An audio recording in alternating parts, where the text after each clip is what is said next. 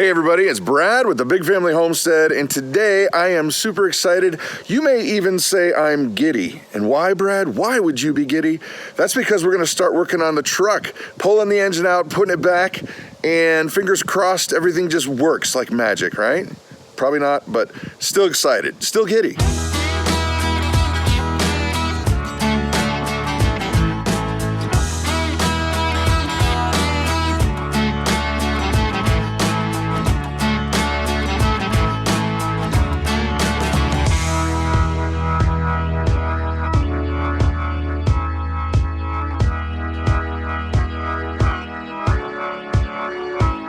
All right, step one complete. Many more steps. Hey!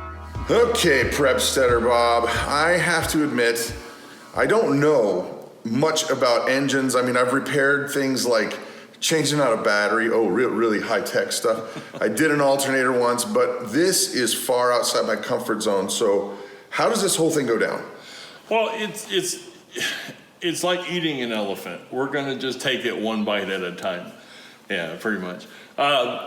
Basically, it's gonna break into three segments. We're gonna rip everything out. We're gonna put everything back in. And then the fun one is making everything work. I'd rather eat an elephant. I think we would too. But, you know, this is one of the things we talked about building community. There's just things that I know and do, and there's things that you know and do well, so we come together and we accomplish these things. On something like this, first things first, hood comes off, battery's disconnected. We're gonna drain all the fluids so we don't make too big of a mess on the floor. Then we just start disconnecting everything. A lot of the electronics, all the plugs are single style, so only certain plugs will plug into certain things. And then basically take this upper part of the front core off and then loosen everything up on the motor and out it comes.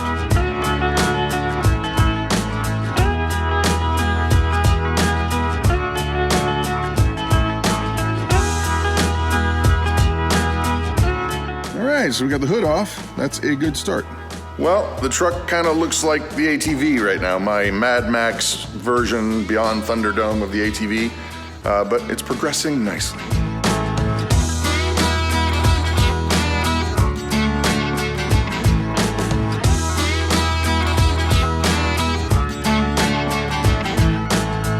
All right, let's hit the pause button for just one brief moment. I have a little rant. I've got a micro rant.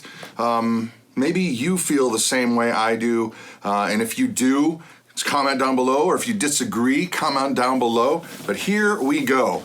I saw a shirt a while back that I thought was a hilarious shirt, and it just said, "Music was better when ugly people made it." And I thought, oh my gracious. Because I think there's a lot of truth to that, and I'm gonna back up my claims, substantiate here. But before I do, don't think that I'm just saying that every artist that is out now is not either good looking or bad looking or can or cannot do their abilities. That just hear me out and you'll see what I'm saying.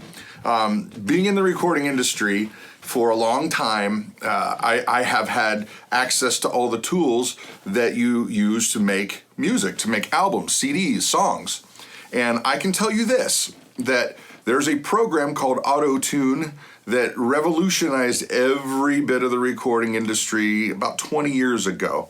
And what that does is it takes someone's voice who cannot sing very well or sing on pitch, and you can take with a computer, you can draw exactly where you want the pitch to stay, and you can't really tell a difference in it if they use it appropriately. I mean, a lot of the rap songs now, they use it where it's like a laser beam. It goes, and I think that sounds weird anyway. But they're using that auto-tune software to make that happen. Now, think about all the bands that you knew when you were growing up, like Journey and Styx and Johnny Cash and all of the people that you like that were recording well before 20 years ago. The Beatles, oh my gosh. They had to have the ability not to clunk it. They had to be able to sing on pitch all the time. The musicians, you couldn't go into a computer and edit it. Like now, there's programs that if a drummer is off, the computer can actually figure out where they were and line it up so they don't have to play it again. You can even swap out the drums. You'd be like, oh, I don't like the sound of that kick drum, so I'm going to put this kick drum in there. Same thing with bass players. If they're a little bit off, you can just take that wave file and move it over a little bit, and it's not even that you have to take a lot of editing time. You can do it automatically. And so what has happened, Video Killed the Radio Star. Remember that song? I think it was the Buggles. Video Killed the Radio Star. But what's happened is musicians, generally speaking, there are still some amazing musicians out there, but what you hear on the radio and what is considered popular in pretty much all genres, they've gotten lazy. You don't have to be really, really, really good anymore to get a record contract.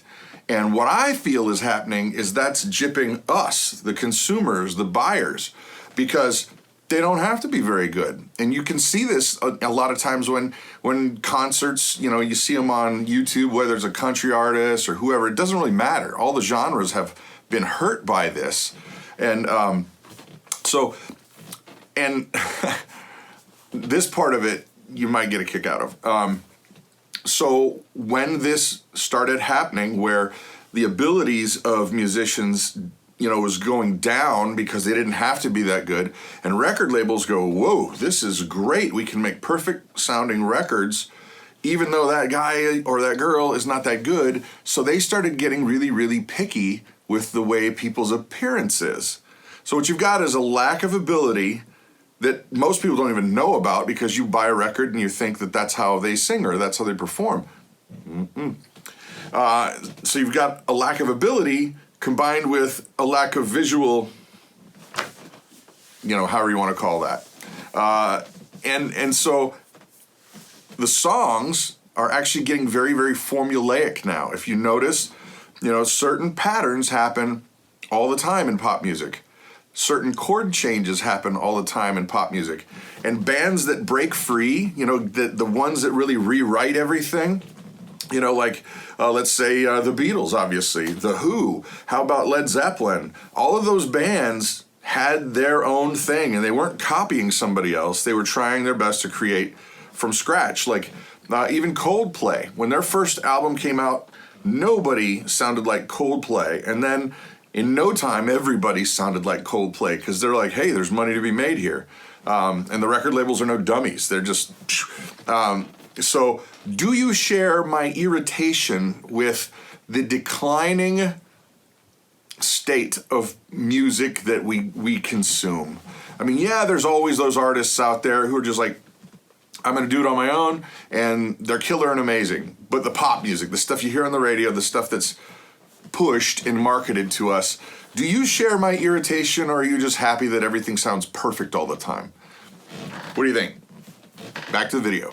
Christa is off with the kids at Awana and youth group, and Claire is working, and I'm going to go milk solo, and I've never done it before. No, whoa, wait a minute. You said Brad is going to go milking solo, and he's never done it before?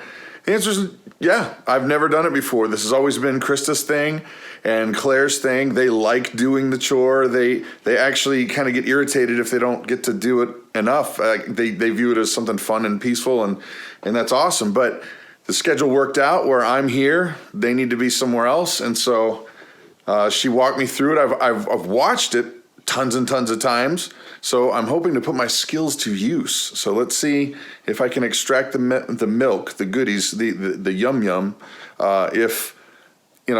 if I can do it or not. So here we go. Here is our surge milker. It looks like some kind of torture device that the Borg on Star Trek would use to extract the souls of horrible people that they've conquered. But today, you will extract milk with your things. Okay, first things first. I'm already making a mistake. I brought all the stuff out, so I thought, and then I realized as I was going to get Macy, you're supposed to clean them. You're supposed to clean the teats. You're supposed to clean the business. So you don't want gunky in your milk. All right, this should be a better way to start, I think.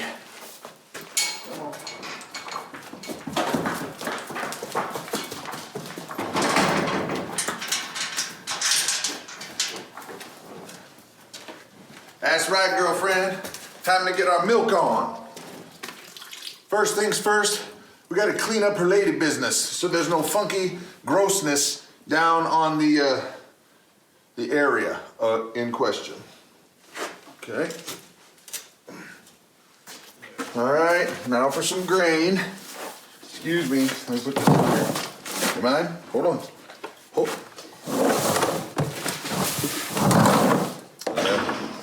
She's hungry.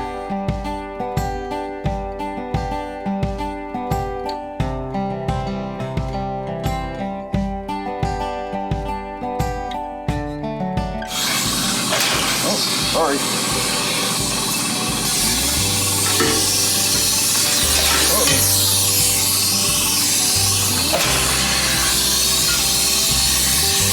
Three on, one off. I think we got them all. We have suction. The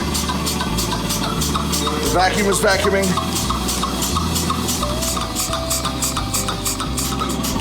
Okay, it started making a really weird squeaky sound. Going in to investigate. Hey. Hi. I think I got something on there wrong. And is that going too Yeah, fast? you got them on wrong. Here, look out. What did I do? It's going too fast and they're on the wrong teats.